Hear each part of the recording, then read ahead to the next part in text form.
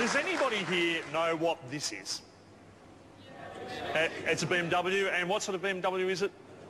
An X6. But what is that? BMW says this is a stylish refusal to compromise. But what is that? It's a 2.7-tonne four-wheel drive, so that makes it a truck. But it's not.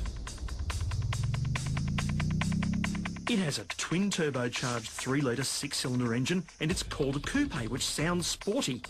But it's not.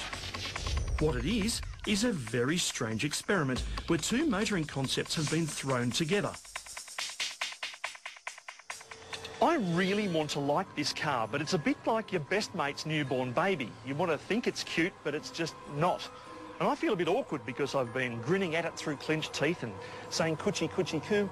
But it's a bit hard to get cuddly with something designed by Dr. Frankenstein. Half sports car, half truck. BMW tells us it's an SAC, a sports activity coupe, and supposedly that's a good thing. But to be honest, I'm confused.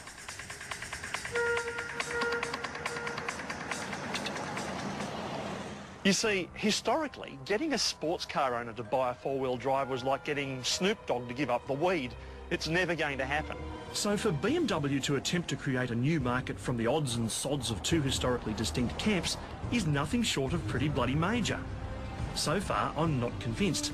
But hang on, to be fair, I've hardly driven the thing.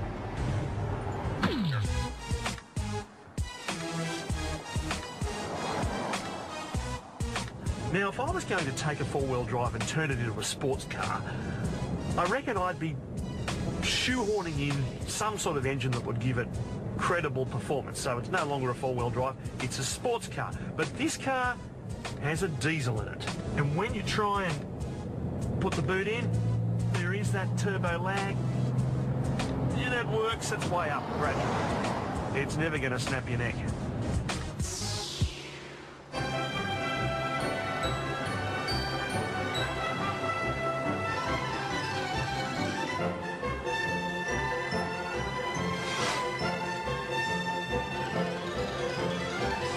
It is a bit of a head turner.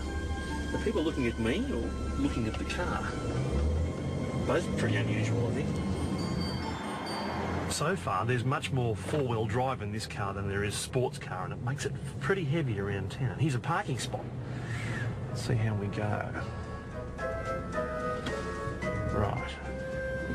Typically, this is like a sports car. It's got appalling vision through the rear window, and now I'm looking, I can hardly see. It's like, I can imagine this is how Ned Kelly must reverse, because there's a little slit. It's like looking out of a post box. So I have to use the onboard camera, which is very much a Star Wars operation here. Oh, crikey. What am I doing here? Hello, it's beeping at me.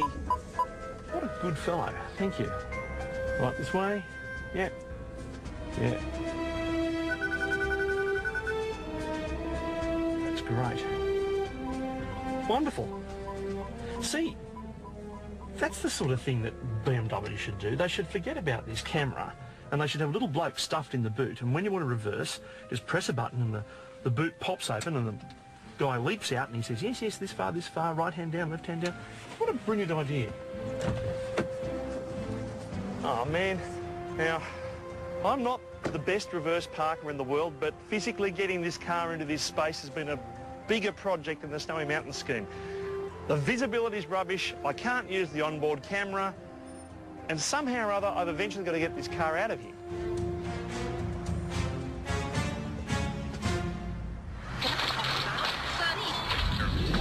The people at BMW think they've reinvented the wheel by taking their four-wheel drive and trying to turn it into a sports car.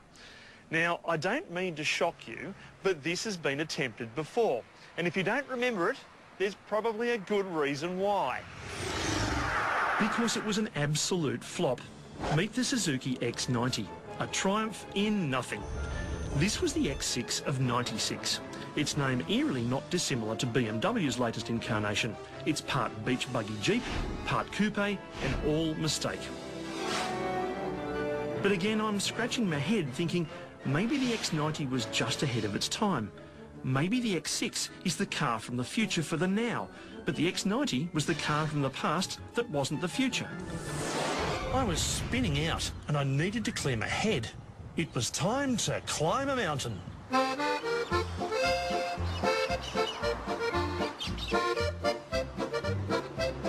It's wonderful driving in the mountains. It's a bit like the sound of music. I feel like one of the Von Trapps.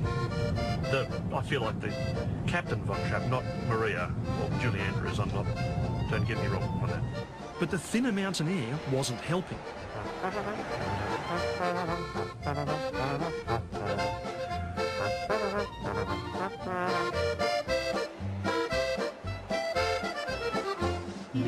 Ah, we are going up the hills.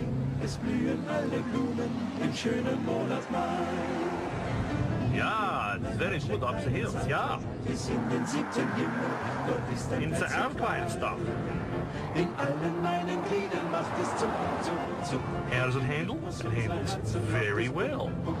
And so it should, because the X6 has a world first, DPC, Dynamic Performance Control. Simply, it gives torque to an outside wheel in a corner, while still giving torque to the inside wheel. Just trust me, it works. And these great big tyres that make the thing so cumbersome around town are great on a nice windy bit of road. Really great. Surprisingly, this 3-ton car has excellent manners. The X6 is great at holding the road because it has a low centre of gravity, but this is where the whole shaky marriage between off-road vehicle and sports car becomes unstuck.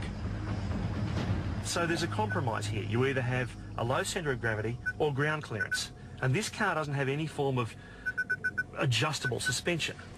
So when I start to go off-road, I need to approach this embankment. Listen to that. This is an off-road vehicle. Everywhere I want to go, there's something beeping at me. Okay, I'll just go here, take it gently at an angle so I don't bust off the spoiler, because the spoiler's only about this far off the ground. See, this is all part of a sort of motoring psychology thing, You buy this car, you think that you're automatically opening up a world of excitement and adventure, and you're an outdoorsy sort of person. It's a bit like someone who's grossly overweight and they go to a supermarket and buy some really expensive running shoes, and therefore they're already on the path to getting fit. This isn't the kind of four-wheel drive you can easily charge off into the bush with. Because of the ground clearance, the performance tyres and limited vision, the most simple off-roading needs to be painfully slow. Before undertaking a potentially car-damaging test, of course I read the driver's handbook. Now, this is the driver's handbook. And there's a paragraph here that says, driving on rough tracks. Your BMW will feel at home on all kinds of roads and tracks. It combines four-wheel drive with the benefits of a conventional passenger car. And straight under it, it says, do not drive over rough terrain. Talk about hedging your bets.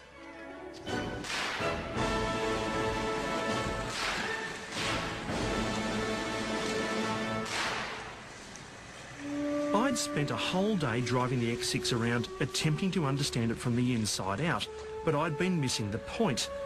It was never going to be a road test that would help me understand this car. I needed a spiritual awakening, and sadly, I just hadn't seen the light.